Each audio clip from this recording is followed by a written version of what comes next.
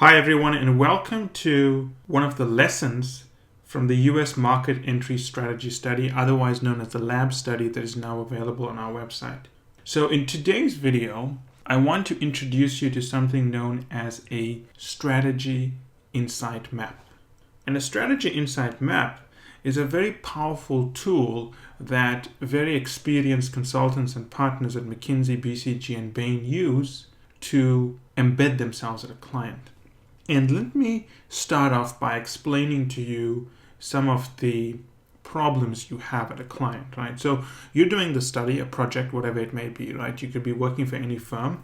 And one of the challenges you have is how in the world do you continuously show this client that you are adding value, right? I mean, that's very important. You've got to show the client that you are on it each day from Monday to Friday, adding value and basically earning the fairly large fees you are charging this client. And if you're a boutique firm or a two-man shop, doing work for the client, the problem is similar but a little bit different in the sense that you want to show the client that you deserve to earn more fees, right?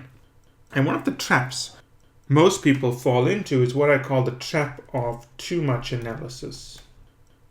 The trap of too much analysis is a very simple trap. When you're at a client and you're under pressure, you want to show the client you are doing a lot. And typically what happens is that you try to deliver a lot of analysis. So for example, every week you will deliver one piece of analysis. Week 2, you'll deliver another piece of analysis. Week 3, another piece of analysis. Week 4, another piece of analysis. And that's very tiring to do. Doing an analysis takes a lot of time, it takes a lot of effort.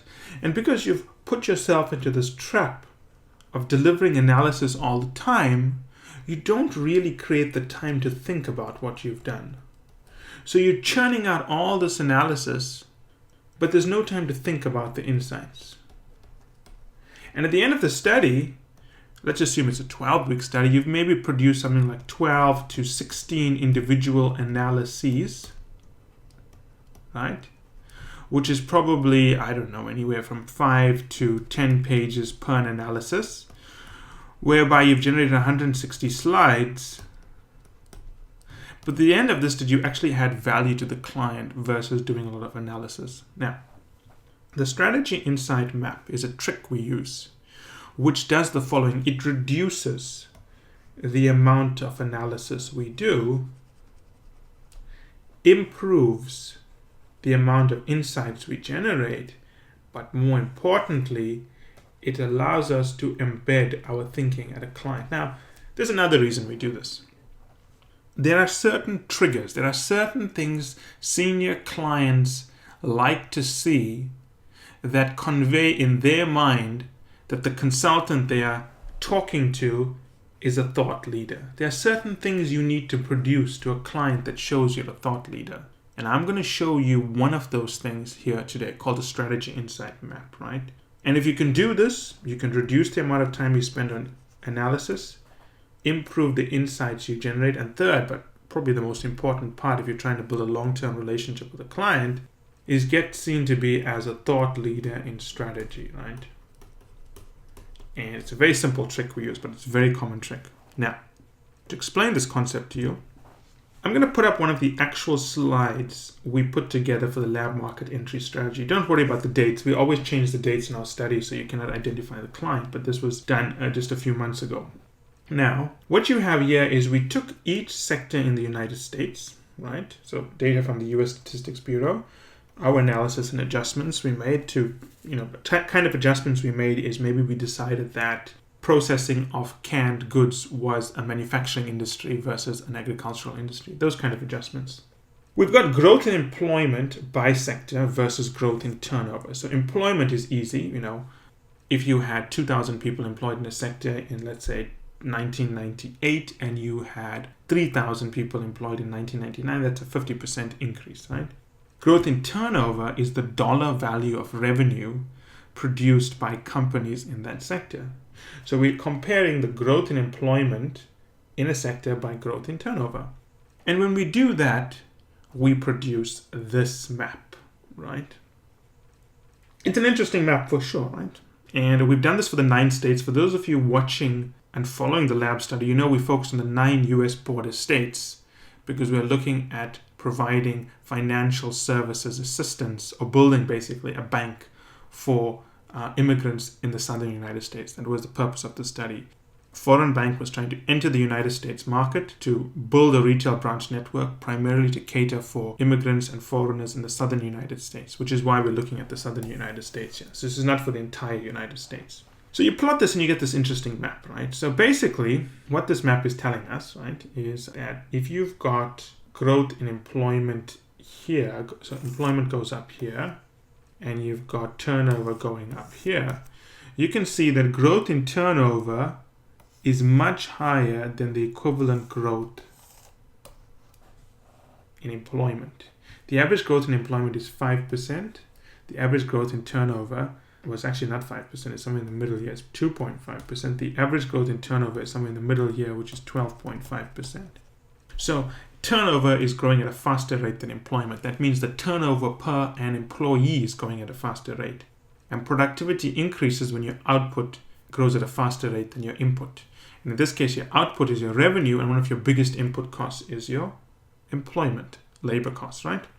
Now, for most consultants, they would have left it at this point and just said, well, the United States is becoming more productive with fewer employees. They would have said, this is a brilliant insight.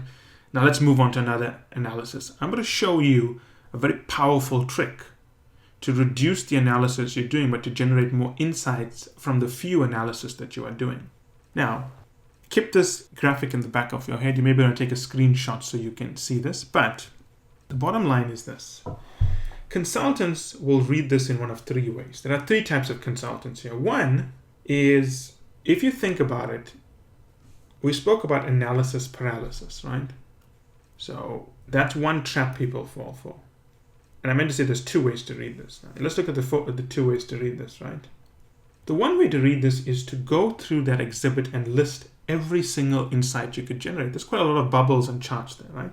So what some consultants do is they'll go through it and they'll find maybe, 12 interesting insights. And they'll list it. They'll create a slide like this and they'll list all 12 insights. Or they may create 25 insights and they'll list it all. Now, that's a bad way to do it. It's a bad way because it confuses the client. When a client sees a page full of data, they don't know what is the most important thing to look at. So it demonstrates a lack of prioritization and understanding. And also, when you've got 25 things on a slide, you're basically sucking away the oxygen, right? Because effort will be expended on discussing things that are not important and haven't been prioritized. So if you're a kind of consultant that likes to extract every single insight from a slide, and when you say every single insight, you come up with a list of 8 or 10 things, it's actually a bad idea to do it. Because it's not the way we read graphs. As strategy consultants, what we do is this. We say, hey, let's assume you came up with 12 insights in the graph. We don't list every single insight. We say, what are these 12 things telling us together, right? So rather than saying these are the 8 insights on the slide, right, we'll say, what are these 12 things telling us together? Let me give you an example of that. Look at each of these blocks here, right? You've got a block here, another block, a bubble, here, here, here. I'm just going to number a few of these so you can get the point. Now, one way to do this is to come up with 12 insights where we say something like, large construction projects show very high productivity increases. Medium transport storage show the highest productivity increases. Large businesses, you can see large, tend to be the best performers in terms of productivity. Do you notice I'm coming with all kinds of insights? I could basically list them all here. And eventually I can read each bubble and come up with an insight. And that's a bad way to do it. Because you're not paid to come up with individual insights, you're paid to come up with the individual trend. And the trend is, what is all of this telling us together? Well, what all of that is telling us together is that the southern United States is becoming more productive with fewer employees. When you're reading a graphic, do not read every little tiny insight. List what you see. You can write on a sheet of paper, or you can think about it and say, what is this telling me together? Right? So remember that. A weak consultant does a lot of analysis. A weak consultant takes the analysis as he or she does and extracts 25 insights from each slide and lists all of them without prioritizing them. A strong consultant doesn't present the 25 insights to the client, but says, what are these 25 insights telling us together? Right? Now, I make the point that this is not the same as prioritizing between each insight, because let's assume you had 8 insights on the slide, right? 1, 2, 3, 4, 5, 6, 7, 8. When I say list the single key insight, I'm not saying prioritize them and let's decide insight 6 is the most important and let's discuss that only. I'm saying no. What do each of the 8 tell us together? So when you put them together, you end up with an insight that you didn't have before, right? That's what I mean when I say this is not the same as prioritizing between each insight. If you're simply extracting the single most important data point, that's a mistake. I'm saying what do all of the data points tell us together as a single message, like what we've generated here, right? There is no single data point on this entire chart anywhere that says the Southern United States is becoming more productive with fewer employees. There's nothing here. But this is the single insight we extract when we read each of these bubbles and say, what do they mean together, right? Now, if you want to score yourself in your sort of abilities as a strategy consultant, right, you would score yourself as 10 being the best. If you can do this, you're sitting at about a 7. If you can do this, you're sitting at about I would say a 3. And this is between a 1 and a 2. Most consultants do this, the majority. This is also a large number, but not a majority. And this is a minority for sure. This ability to not just read out every insight or pick the most important insight, but to look at what all of the key findings are telling you together and extract a brand new insight. But that's not a strategy map because you're still not at a 10 right now. How do you get to a 10? Well, remember this chart. I'm going to show you a new way to present it, and then I'm going to show you how we develop that new way to present it, right? So keep this in your head. This is what we came up with. We came up with something known as a growth matrix, right? And this growth matrix was so impressive and so powerful that the client, the bank, used it in all of their executive planning sessions. They used this matrix. It became part of their standard planning tool. And you can see it's quite basic, right? All we did is we have growth in employment, right? So you've got a 0 here, going up, going down here. You've got growth in turnover, going down, going up, nothing complicated. And all we said is that, what would it mean if you or a sector had to appear in each of these quadrants? So we took this and we broke it down into 8 quadrants, right? And we said, what does it mean to be here, right?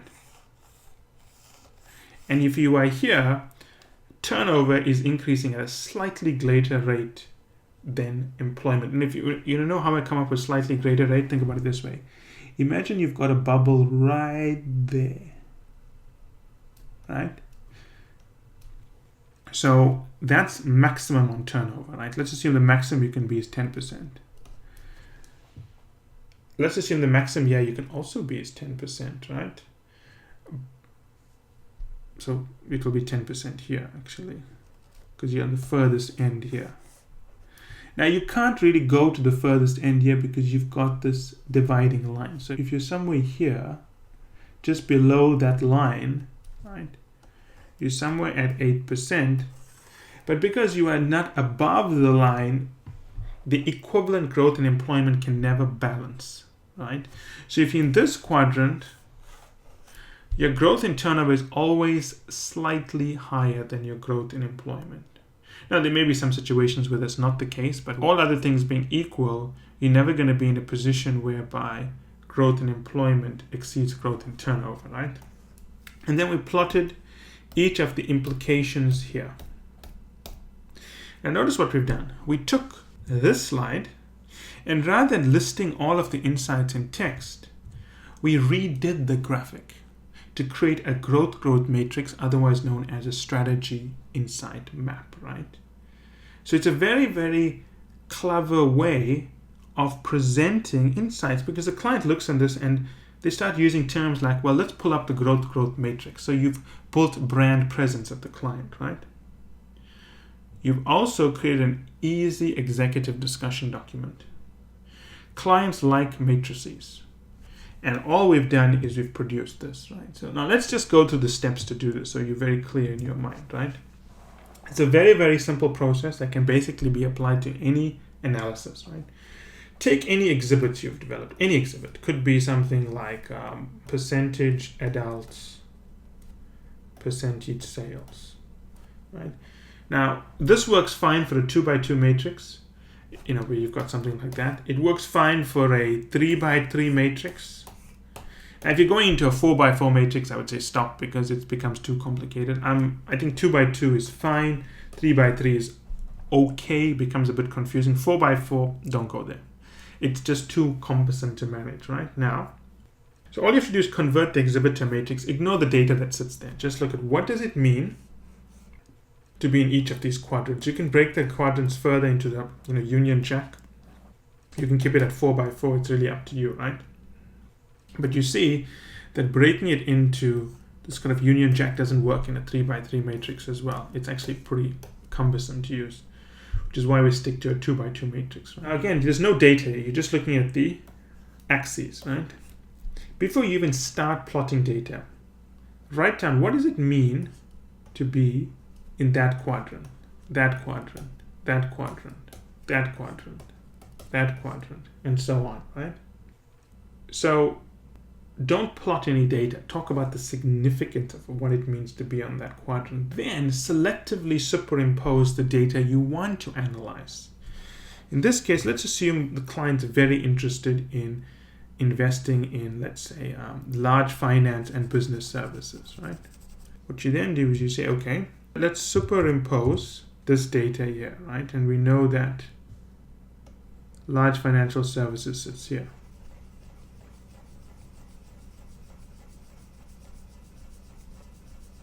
And then you can see that large financial services mostly sits in the sustainable growth sweet spot. The center sits somewhere here. You have to worry about the center, right? Which means that it is growing, profits of revenue are growing at a far greater rate than growth in employment. So this is a highly productive sector, actually, right? Because that's close to zero in growth in employment, but growth in turnover is very high. So that is the technique you need to follow. Notice how we've created this matrix, this map, that adds a lot of meaning. It becomes a roadmap to read the implications of the exhibit, right? Now, any analysis, any exhibit can have meaning when they are converted to strategy insight maps. I mean, that's the reality, right?